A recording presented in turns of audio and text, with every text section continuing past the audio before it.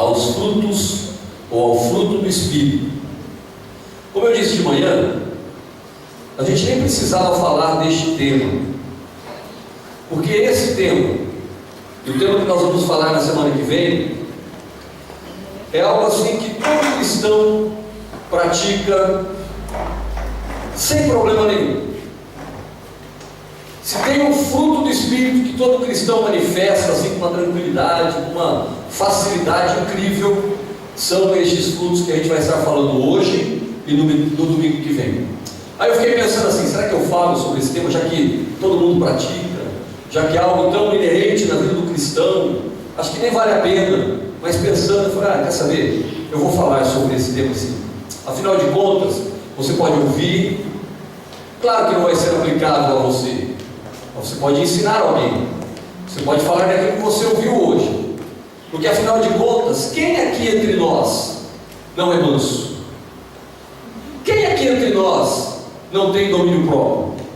São coisas tão fáceis, na verdade são tão fáceis de serem administradas na vida do cristão, mas enfim, como está lá, então a gente vai falar, porque de alguma maneira isso vai ser válido para nós. Aconteceu uma coisa interessante de manhã, que não vai acontecer porque a gente trocou a pilha do microfone, mas como é interessante, todo mundo manso, tranquilo, começou a fazer um barulho, estava acabando aqui, um incômodo, todo mundo olhando para o lado e procurando, incomodado. Daqui a pouco eu já estava vendo gente se irritando, saindo da igreja por causa do barulhinho, até que se descobriu que era a pilha.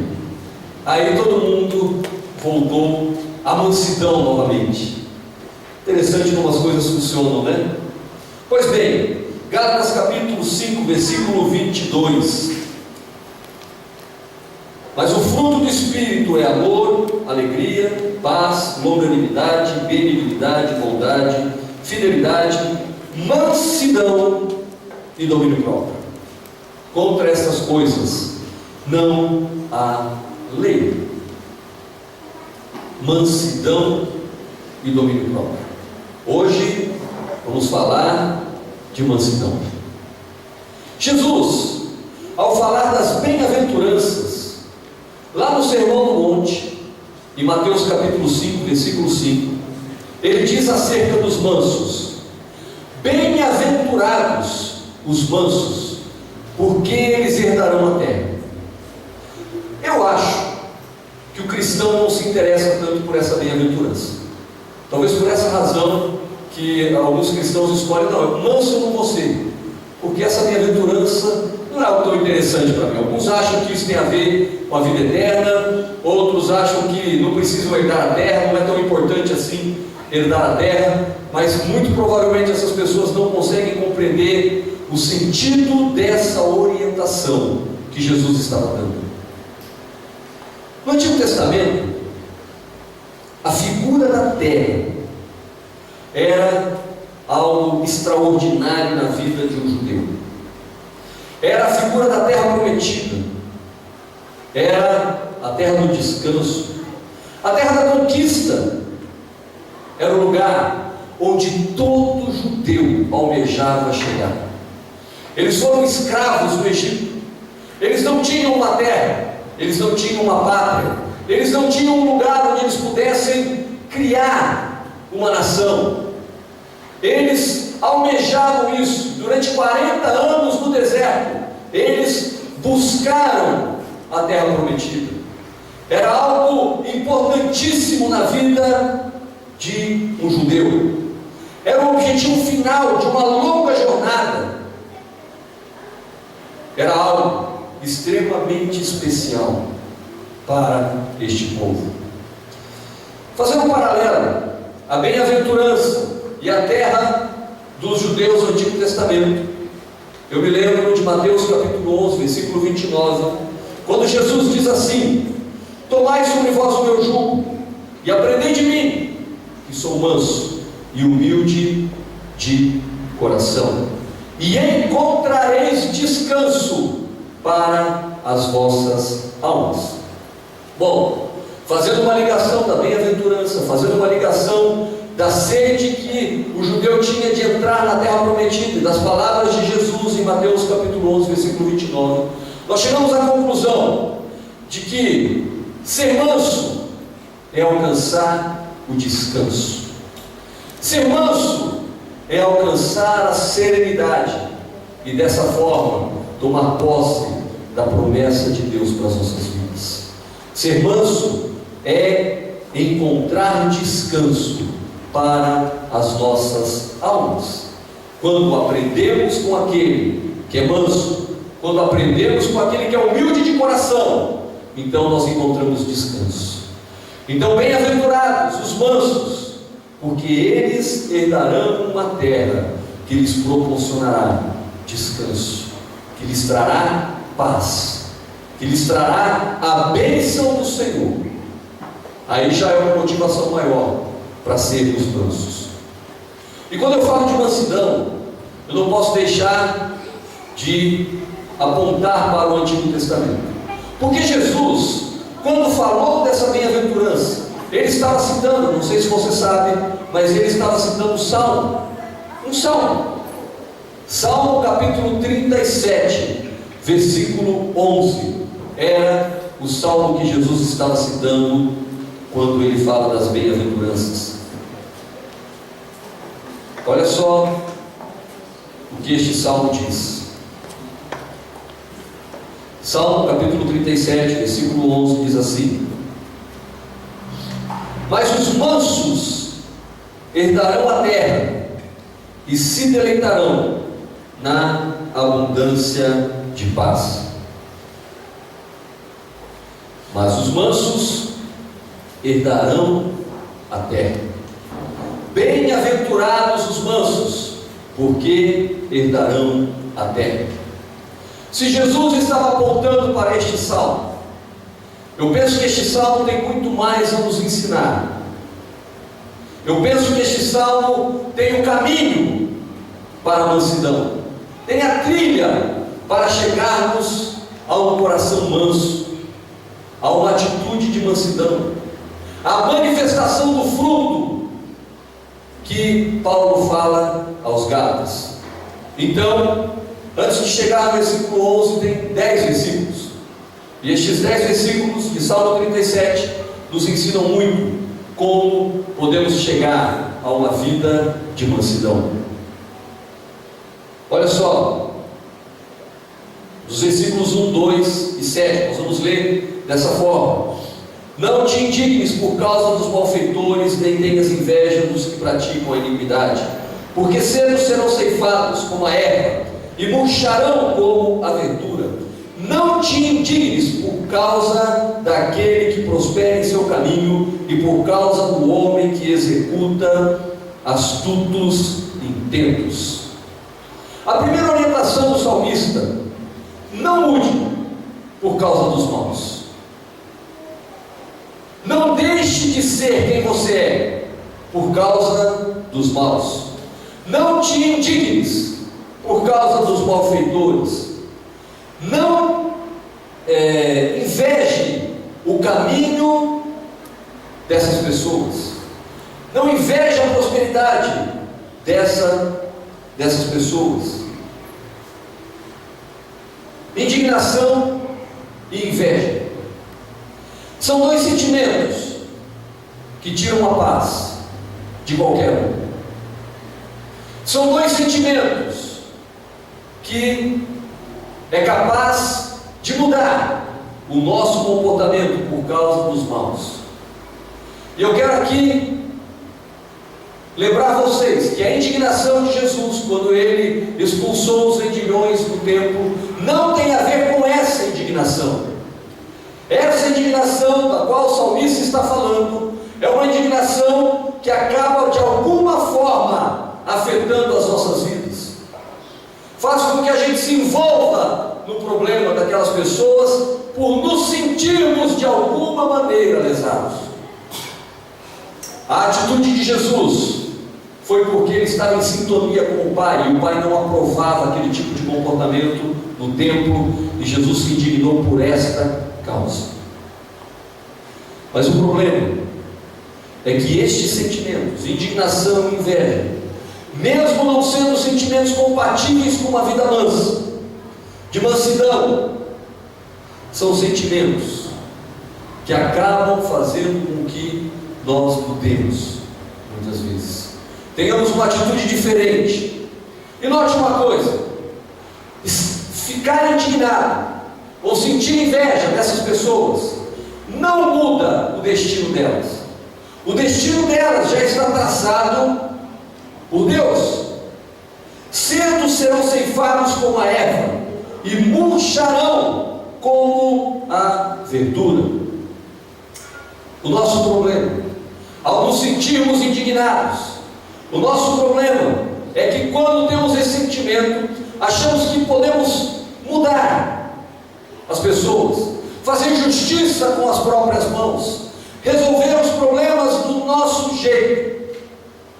E essa indignação começa a fazer com que, ao invés da pessoa mudar, nós mudemos. A nossa indignação rouba a nossa paz. E o espírito manso, que é o espírito que o cristão tem que manifestar, vai embora quando ficamos indignados. A indignação, ela pode trazer grandes problemas para nós. Olha o exemplo de Moisés. Você não tem dúvidas de que Moisés foi o homem mais manso que percorreu a terra, porque isso está escrito na Bíblia. E Moisés, uma única vez, pelo menos a Bíblia relata uma única situação onde Moisés se indignou. E por que ele se indignou? A irmã dele tinha morrido. Já é uma pressão. O povo estava sem água. Outra pressão. O povo começa a cobrar de Moisés: Moisés, você trouxe a gente para cá para matar a gente de sede. Você trouxe a gente até este lugar para que a gente morresse de fome. Você fez de propósito isso, Moisés. Você imagina o povo buzinando na orelha de Moisés. Você imagina a pressão de Moisés pela perda da irmã. Aí Deus chega para Moisés e diz para ele: Moisés, você diz a esta pedra, diga para ela, para que saia água dela. Mas Moisés, com a pressão da família, justificável, tinha perdido uma irmã, com o povo buzinando na orelha dele, também justificável. Mas o povo não para de falar, não para de me incomodar, não para de me atormentar. Ele pegou a vara e pum, bateu na pedra 2 vezes. A água saiu e Moisés recebeu essa sentença da parte de Deus. Números capítulo 20, versículo 12 diz assim: porquanto não crestes em mim, para me santificardes diante dos filhos de Israel, por isso não introduzireis esta congregação na terra que eu tenho dado. A indignação de Moisés fez com que ele não entrasse na terra prometida. Muitas vezes queremos mudar para que os outros mudem, e muitas vezes a nossa mudança não é para melhor. A nossa indignação raramente é proativa. Raramente é como Jesus fez quando ele expulsou os vendilhões do templo. Na grande maioria das vezes, a nossa indignação é porque de alguma forma fomos lesados. Fato é que a segunda palavra que o texto que nós lemos mostra é a palavra inveja. É interessante que a indignação tem uma raiz bem escondidinha, que é a inveja. Aí você pode dizer assim: não, mas eu não tenho inveja, eu estou indignado porque, por quê? E a gente dá as nossas justificativas. Mas o texto diz de uma inveja. Isso me faz lembrar de um salmo. Salmo capítulo 73 trata da prosperidade do ímpio. E o salmista, dos versículos 3 a 5, faz uma revelação. íntima do seu coração. Olha o que ele vai dizer: eu tinha inveja dos nécios, quando via a prosperidade dos ímpios, porque não há apertos na sua morte, mas firme está na sua força. Não se acham em trabalhos como os outros homens, nem são afligidos como outros homens. Eu tinha inveja, no meu íntimo, eu via ele prosperar e nada acontecia com ele. Eu via ele fazendo as coisas erradas e ainda assim prosperando na sua vida, e eu tentando fazer as coisas certas e nada dá certo para mim. E essa inveja desperta uma indignação que faz com que nós mudemos para pior e nos afastemos de um espírito manso, que é o espírito daqueles que têm o fruto do Espírito, que manifestam o fruto. Pois bem, o que nós percebemos nesses episódios é que nem a indignação e nem a inveja nos levam a uma boa posição para com Deus. Por isso, não mude quem você é por causa dos maus. Não se revolte com as atitudes destes. Não perca seu sono por causa daqueles que prosperam de maneira ilícita e nem tenha inveja deles. Dessa forma, você está caminhando bem para alcançar a terra prometida. Pois bem, o Salmo diz, ele mostra, ele aponta que nós não podemos mudar, não temos que ficar indignados, não temos que ter inveja, mas temos que mudar por causa de Deus. Se você quer se tornar uma pessoa mansa, preste atenção nos versículos 3 a 7. Algumas partes do versículo eu vou ler aqui, Salmo 37. Confia no Senhor e faz o bem, e habitarás na terra, e verdadeiramente serás alimentado. Deleita-te do Senhor, e Ele te concederá os desejos do teu coração. Entrega o teu caminho ao Senhor, confia nele, e Ele o fará. Ele fará sobressair a tua justiça como a luz, e o teu juízo como o sol do meio-dia. E lá no versículo 7, descansa no Senhor e espera.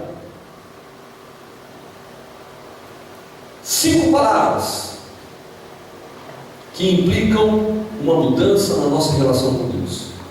5 palavras que apontam para um espírito manso. 5 palavras que nos tornam pessoas mansas. Confie, deleita, entrega, descansa e espera. Vou repetir: confia, deleita, entrega, descansa e espera. Todas elas apontam para um coração manso. Todas essas palavras nos afastam da indignação, nos afastam da inveja, porque não estamos esperando das pessoas, não estamos esperando uma mudança na vida das pessoas, não vamos mudar por causa das pessoas, mas vamos fazer isso porque Deus está orientando. E há uma excelente razão para fazermos isso, porque Ele satisfará os desejos do teu coração e fará sobressair a sua justiça e fará tudo o mais. Então eu te pergunto, vale a pena? Vale a pena buscar ser manso? Vale a pena buscar um espírito de mansidão?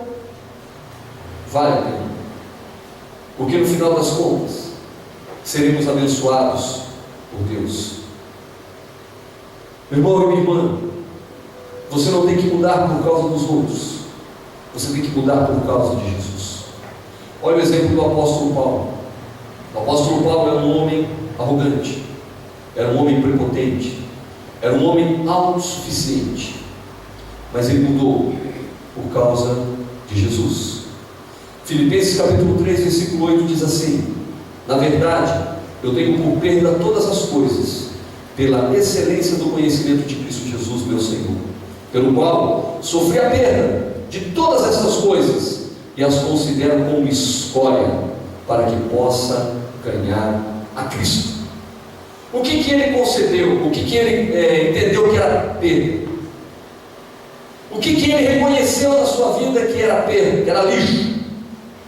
Tudo o que ele havia adquirido antes de conhecer a Jesus. Isso está no texto de Filipenses. Ele era muito importante e ele considerou tudo isso como lixo, porque Jesus o transformou. Você quer um coração manso? Deixe Jesus transformar você e não seja transformado pelas pessoas. Se você olhar para as pessoas, você não vai ter um coração manso. Se você ficar vigiando o que as pessoas estão fazendo, você não vai conseguir ter um coração manso. Se você começar a se incomodar com o que as pessoas fazem, você não vai conseguir ter um coração manso. Mas se você olhar para Jesus, você vai caminhar nessa direção. Você vai caminhar com este propósito. Nós precisamos confiar, como Abraão confiou. E Deus lhe deu uma descendência e fez dele uma nação. Nós precisamos nos deleitar em Deus, como Davi, que no Salmo 84 diz que vale mais um dia na presença do Senhor do que 1000 em qualquer outro lugar. Precisamos entregar o nosso caminho a Ele, como os discípulos fizeram. Os discípulos eram pescadores de peixes, entregaram suas vidas a Jesus, se tornaram pescadores de homens, e Jesus os honrou e eles prosperaram nos seus caminhos. Precisamos descansar, como Maria aprendeu a descansar, e como essa Bíblia, ela escolheu a melhor parte. Ela não foi como Marta, que se agitou e correndo atrás de todas as coisas. Maria escolheu a melhor parte e ela descansou. É interessante que Jesus disse para ela: a sua parte não lhe será tirada. Todos os sentimentos que levam a uma serenidade, a uma tranquilidade, precisamos esperar, como Jó esperou, e com toda certeza veremos que Deus governará sobre a terra. Esses sentimentos são poderosos para transformar o coração do homem. Estes sentimentos são poderosos para aplacar a nossa ira, para acalmar o nosso coração. Estes sentimentos são poderosos para que nós possamos mudar, para que nós possamos transformar vidas, para que nós possamos ser transformados. Quando esses sentimentos eles tomam conta de nós, quando a confiança, o deleite, a entrega, o descanso e a espera tomam conta das nossas vidas, nós estamos apontando na direção certa. E qual a direção certa? Versículo 3 diz assim: faz o bem. Quer ser manso? Faz o bem. Faz o bem. Não deixe de abençoar as pessoas. Não deixe de abençoar aqueles que te amaldiçoam. Não deixe de abençoar e de fazer o bem para aqueles que querem o teu mal. Dessa maneira, você vai herdar a terra, porque você vai se tornar manso. E no versículo 8, há uma orientação: deixa a ira, abandona o furor. Já que você se propõe a fazer o bem, já que você se dispõe a fazer o bem, então deixa a ira. O que tem irado você? O que tem te incomodado? O que tem causado furor no seu coração? O que tem te deixado indignado para fazer o mal? Quais são as coisas que têm gerado isso no seu coração? Será que é o trânsito? Tem muita gente aqui de manhã que fez cara feia quando eu falei do trânsito, mas tem gente que perde completamente a paz quando se trata de trânsito. Tem pessoas que se iram facilmente com o cônjuge. É 3 palitos para estar completamente irado com o cônjuge.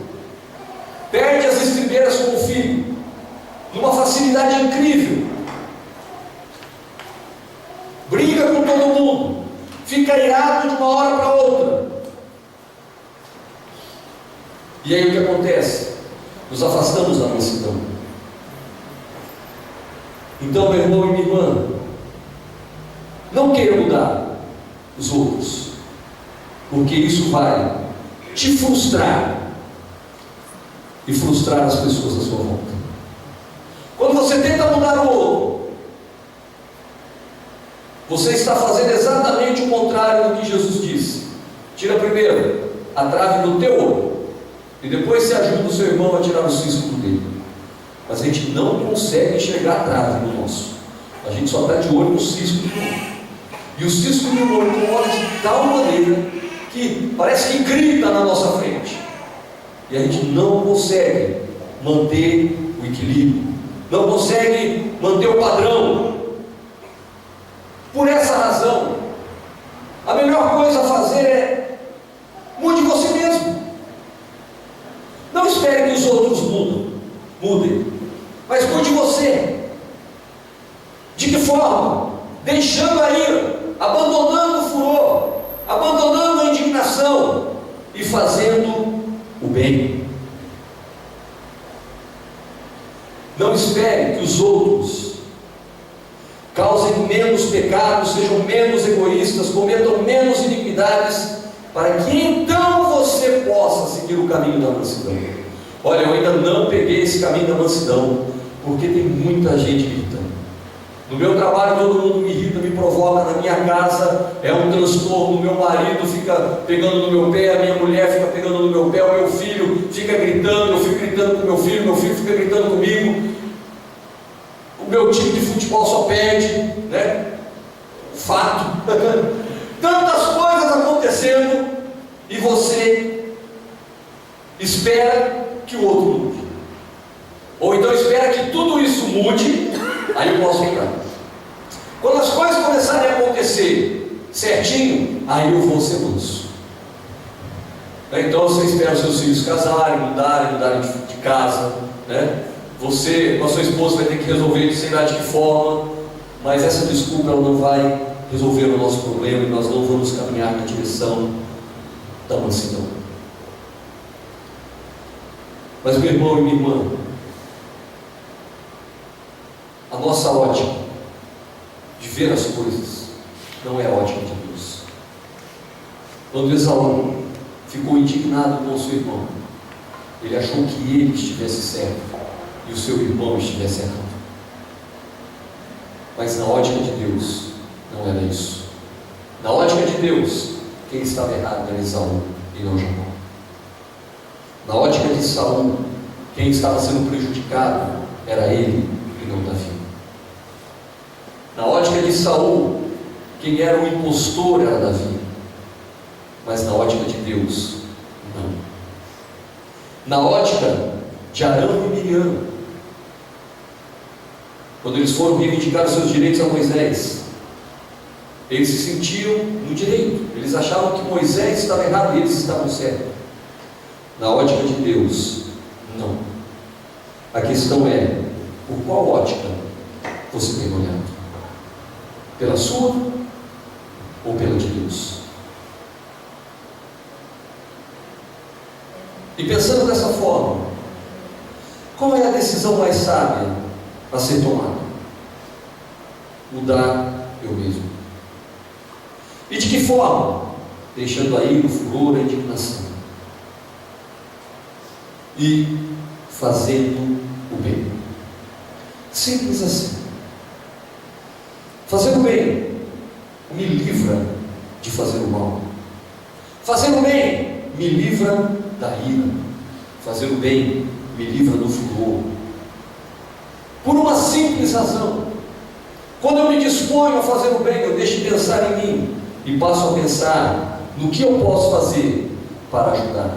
E todas as vezes que eu deixo de pensar em mim, eu já estou dando um passo enorme para cumprir todas as orientações de Jesus. Eu estou dando um passo enorme para viver uma vida de mansidão. E dessa forma, eu alcanço esse fruto, eu manifesto esse fruto e me torno uma pessoa mansa e caminho na direção da terra prometida. Eu quero concluir. Meu irmão e minha irmã, mansidão não é uma opção que o cristão tem. Mansidão não é um fruto que você pode ou não manifestar. Mansidão não é algo que se manifesta apenas quando não se é provocado. Quando ninguém me provoca, eu sou manso. Quando ninguém pega no meu pé, eu sou manso. Mansidão não é isso. Mansidão é estilo de vida. Mansidão é prática cristã. Mansidão é fruto do Espírito. Eu quero que você saiba de uma coisa: ser manso não é ser tonto, não é ser capacho dos outros. Ser manso não é ser submisso à vontade de todos. Pelo contrário, ser manso é ser sábio. Como eu citei, Moisés, ele perdeu o direito de entrar na terra prometida por um ato de indignação e de incredulidade da sua parte. Mas isso não tira de Moisés o direito de ter sido o homem mais manso que percorreu a terra. E Moisés é o exemplo maior de mansidão, porque Arão e Miriam o provocaram, Coré, Datã, Abirão o provocaram, o povo todo. Estima-se uma multidão em torno de 2 milhões de pessoas murmurando contra Moisés, colocando a culpa em Moisés, despejando as suas insatisfações em Moisés, mostrando toda a sua frustração em Moisés. No entanto, Moisés é capaz de orar para que Miriam recupere a sua saúde. Portanto, porquanto Moisés é capaz de fechar a sua boca, enquanto Coré, Datã e Abirão estão se insubordinando contra ele e deixando que Deus age. E Moisés, mesmo com o povo massacrando ele com palavras, ele é capaz de dobrar o seu joelho e dizer assim: Senhor, é preferível que o Senhor risca o meu nome na vida do que deixe cumprir a tua promessa para com este povo. Este é o Moisés manso, este é o Moisés que nós conhecemos, e esta é a prática que nós devemos ter. Meu irmão e minha irmã, temos que aprender a ser mansos. Uma das marcas registradas do cristão tem que ser a mansidão, porque dessa forma a terra vai ser impactada com as nossas vidas. As pessoas que estão à nossa volta vão ser impactadas com as nossas vidas. E as brigas, elas vão escassear. As pelejas vão escassear. A ira, ela vai desaparecer. Nós vamos conseguir experimentar a presença de Deus total e completa sobre as nossas vidas.